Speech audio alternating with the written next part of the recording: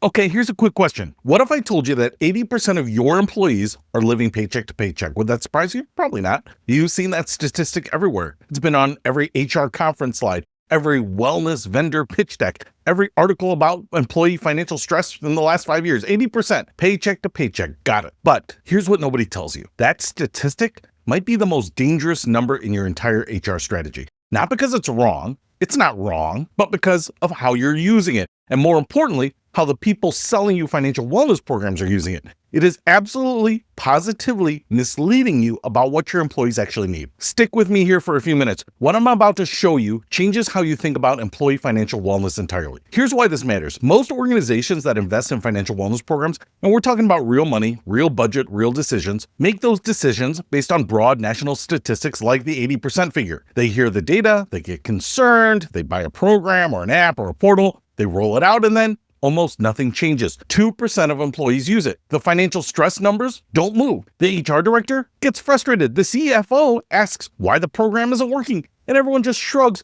The problem almost always starts with the data they use to design the program. Here's a statistics lesson that's going to ruin dinner party conversations forever, but it's important. When we say 80% of Americans are living paycheck to paycheck, that's an average, and averages hide things, dangerous things. Let me give you an extreme example to make a point. Imagine you have 10 people in a room. 5 of them are completely broke, zero savings, credit card debt, 1 missed paycheck from disaster. The other 5 are genuinely doing fine. They have emergency funds, retirement accounts, no consumer debt. What's the average financial stress level of the room? Somewhere in the middle, which would lead you to design a program for people who are doing fine but could do better. Meanwhile, half the room is in genuine crisis and your program doesn't reach them at all. Now blow that up to a company of 200 people, or a school district of 300 employees, or a credit union with 500 members. The distribution within that 80% figure is wildly different from organization to organization, from industry to industry, from zip code to zip code. The employee earning $42,000 a year at a manufacturing plant in rural Ohio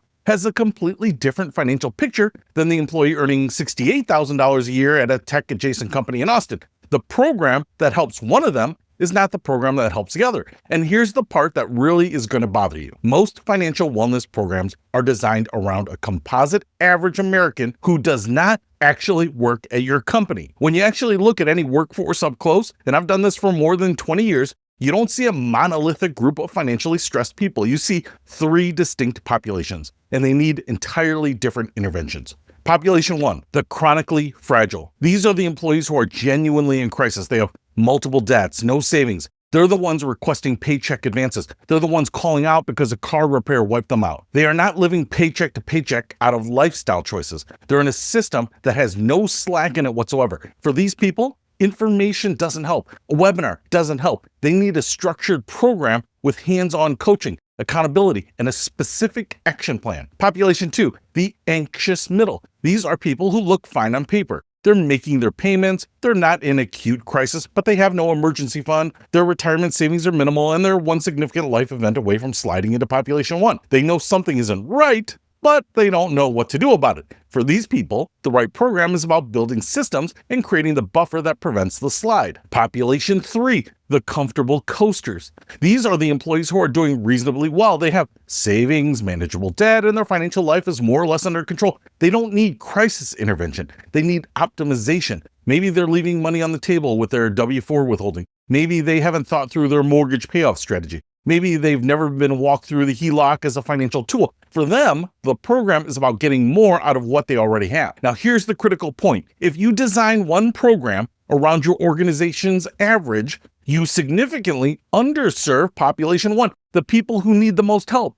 And you either bore or irrelevantize population 3. This is why the 80% statistic, deployed without nuance, produces programs that technically exist, but don't actually help the people who need the most help. So, what's the answer? 3 things. First, stop treating your workforce as a monolith. Before you design or buy any financial wellness program, do a simple anonymous survey. It doesn't take more than 5 questions, and that tells you where your actual employees are. What percentage have less than $500 in savings? What percentage are carrying high-interest consumer debt? What percentage are living on a monthly basis without a plan? You don't need their names. You need the distribution. Second, Choose a program that can serve all three populations simultaneously. Not three different programs, one program that has the range and depth to meet employees where they are, whether that's crisis intervention or optimization. A good financial wellness program isn't a one-size prescription. It's a framework that applies differently based on each person's starting point. And third, measure the outcomes, not participation. I cannot stress this enough. If your financial wellness vendor is measuring success by how many employees logged into the portal, you should probably think about a different vendor. The measure that matters is behavior change. Did participants build emergency funds? Did they reduce high-interest debt? Did they enroll in the right student loan repayment plan? Did their self-reported financial stress go down? Those are the questions that tell you whether the program is working or whether it's just checking a box. The numbers that HR leaders actually care about, turnover, absenteeism, productivity, they all move. Not because you spent a fortune, because you used the right framework. The 80% statistic is real. Your employees' financial stress is real.